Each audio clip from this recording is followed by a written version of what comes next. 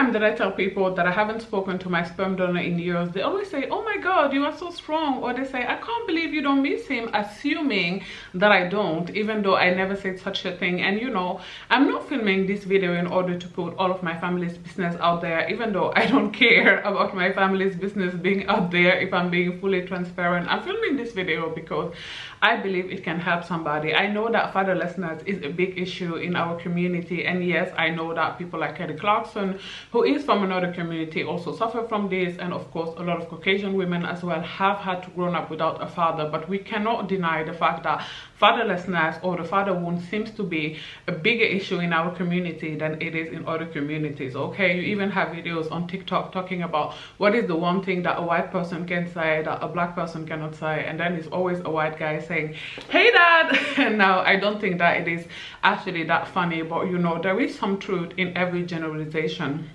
unfortunately. So in this one, I thought I would share my own story, and towards the end of the video I'm going to share tangible tips that have helped me deal with the father wound. Now, whether your dad is in and out of jail, whether he suffers from crack addiction or alcohol addiction and addiction has his life, or whether, you know, he just abandoned you at birth, this video is going to help you. Okay, now my own story is that my dad was emotionally unavailable. So my parents was actually married when I was born. He used to live in the home with us until I was 11 or 12, I would say, and then he moved out, right? And I remember vividly the day my parents, my mom actually announced to us that they were getting a divorce. And I know that a lot of people say that, you know, their parents getting a divorce was really traumatic for them. I know that for some kids, even their grades get worse in school, but personally that wasn't my story at all. I actually remember feeling relief. Okay, that is the one overwhelming feeling that I remember feeling when my mom announced to me that she was going to separate from my dad. I didn't feel any type of sadness. I just felt really relieved, because from a very early age I used to be extremely afraid of my dad. Okay, I still have this memory that I shared with my therapist a couple of months ago about being 7, 8 years old, just playing.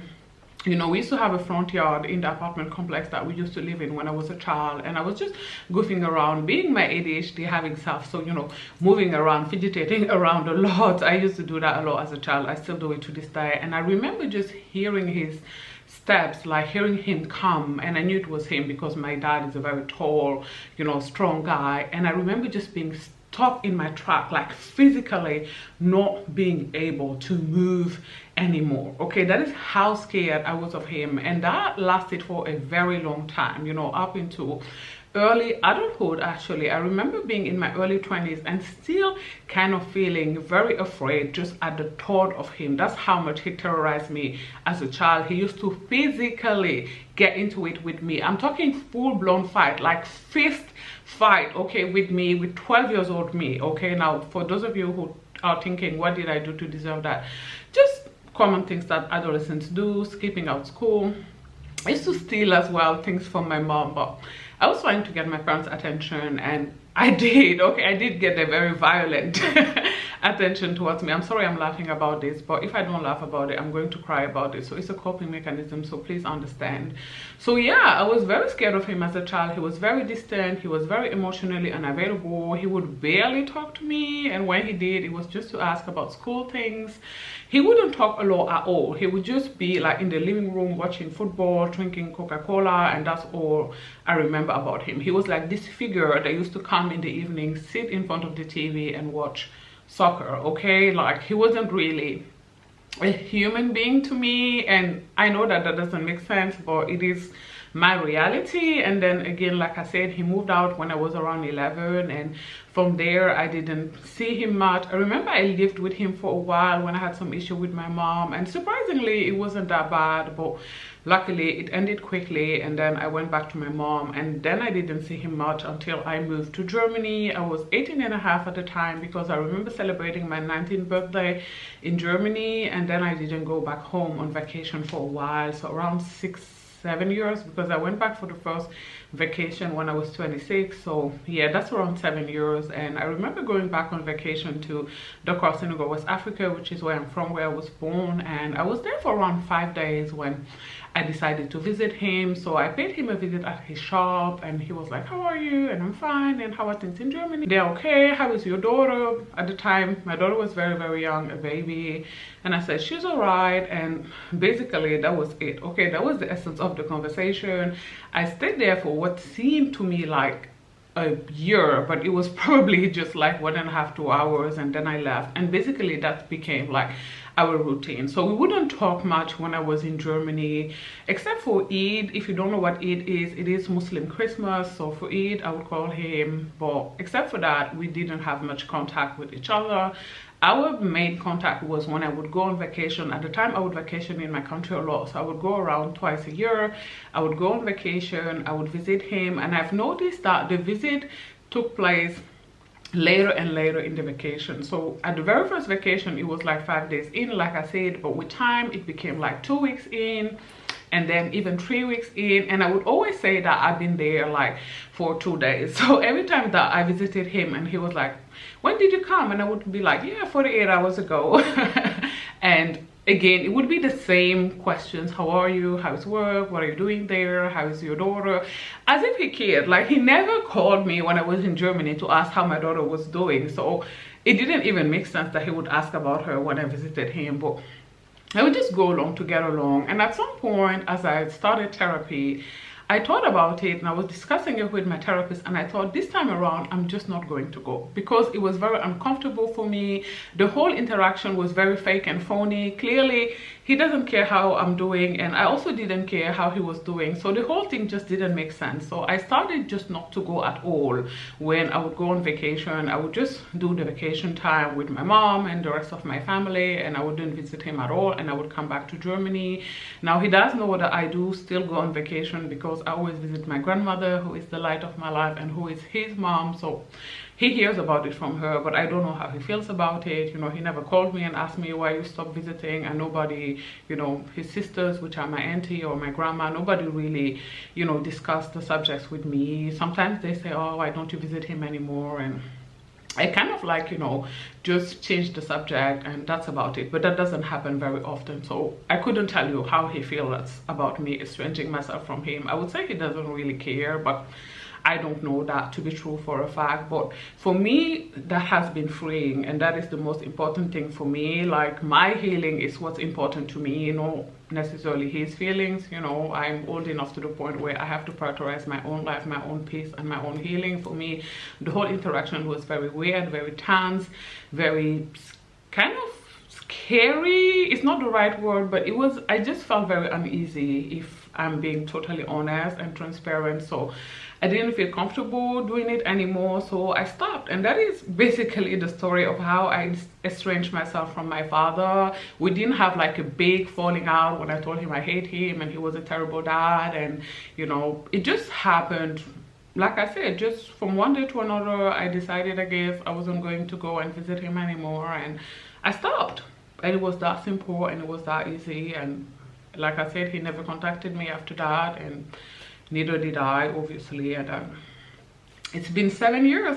7 years later, this is where we are with me telling you this story. Now, like I said in the beginning of the video, I'm not sharing this in order to blast him or anything. I'm sharing this because I know that a lot of, again, Black women suffer from the father wound. So I thought, you know, I would share my story and also tips that have helped me heal from the father wound, you know. And the first one is going to be understanding that your dad's inability to love you doesn't say anything about you. It doesn't mean that you are inherently unworthy or unlovable at your core, you know. And in order to help solidify that, I want you to think of 1 Corinthians 13:11, I believe, or 11:13.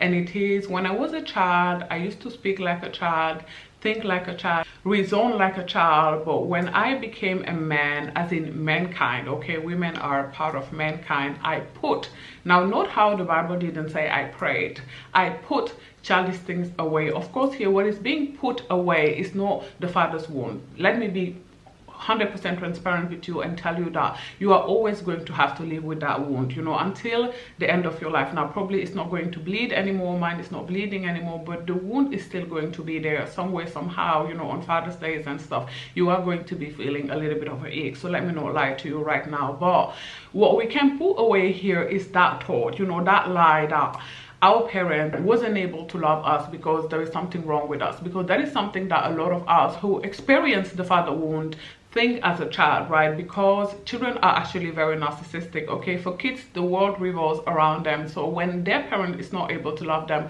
most kids will internalize this as, I am bad, there is something that is wrong with me. At my core, there is something inherently unlovable about me, and that is why this parent is not capable of loving me. But that is false, okay? The reason why your parent is not capable to love you, it's on them. For whatever reason, they can't do it. I know that, for example, my grandfather nickname used to be Hitler. Like, people used to call him Legend Hitler, and this was his own daughters, okay? My father's sisters used to call him like that. So that only lets you imagine what life was like with that man. You know, I have met him, and I can tell you he wasn't an easy man to live with. So only God knows what my father have had to put up with in his childhood that made him the person that he is. And I know I'm not unlovable at my core, because my dad is not the way he is only with me, okay? He's also that way with my other 2 sisters. I have 7 siblings in total, and he is kind of that way more or less with most of us. Now, like I said, I and 2 other of my sisters, it's really bad, and the rest of my sibling, I guess, is a little better, but you know, nothing to write home about, okay? He is not the dad that kids would be raving about. You know, sometimes I watch movies when a little boy is being bullied and he's like, I'm gonna tell my dad is the strongest person in the world, baby. I wouldn't tell my dad when something happened to me when I was a child, no matter how bad it was. Trust and believe, he's the last person I could tell, okay? Like, he's the last person that would even come to my mind, okay? Yeah, but anyways, it's really important for you to understand that, you are worthy, that your life matters. Whether the person who brought you into the world was capable and able to love you or not, that doesn't say anything about you, not a damn thing, okay? Jack, that just means that something is inherently very wrong with them. That's the first thing. The second thing is writing them letters. This really helped. I told a friend about this a couple of years ago, and she told me it really helped her, which made me very happy. So I'm giving you this tip. You could write letters. Now, you don't have to post them, you don't have to give them to the parent who was not able to love you. You can, if you want to, if you feel like that would make them change, that would move the needle. I'm leaving that up to you, but my tip here is just writing them down. Write down what you wish happened when you were a child, how you wish they were. Write down how the fact that they wasn't the parent you needed them to be made you feel, etc, right? Whatever it is really you feel like writing. Sometimes I also didn't write. Sometimes I just stood in front of the mirror and just said my feelings, and you know, tears are to be expected here at first, but with time it does get better, I promise you. But it is still a very liberating exercise. Whether you end up tearing up or not, it is really going to help you externalize, you know, your feelings. Whatever it is you feel is valid to you, whether it's valid to your parent or not, it is still your truth, it is your reality, and you get to express that if you so desire, okay? And the last thing that I'm going to share with you here is avoid social media on days like the Father Day. I know that for me, those are very hard days on social media. Seeing all these people express their undying love for their fathers and how amazing their dad was for them and in their life is something that is very hard for me. I just can't seem to be able to handle it. So on days like the Father Day, I avoid Instagram and Facebook and most, you know, social media platforms, because again, it is full of people expressing their undying love for their dads, and it's something I didn't have, and it's something that does affect me in some way, shape or form. Like I said before, the father wound is going to affect you for the entirety of your life, you know, let's not lie here. So I personally, I stay off Instagram on the Father's Days, and I found that to be very helpful for my own mental health. If you have had a parent, perhaps even a mother, who was unable to love you and be there for you in the way that you wanted as a child, my heart goes out to you. I feel for you tremendously. I hope that you are going to be able to heal in some way, shape or form, and put back the pieces together. If you enjoyed this video, do not forget to give it a thumbs up. In the comment section down below, let me know what is your own family history and your family story. If you feel comfortable sharing that, of course, do not forget to subscribe to my channel as well, and I will talk to you tomorrow. Bye guys, thanks for watching. Mwah.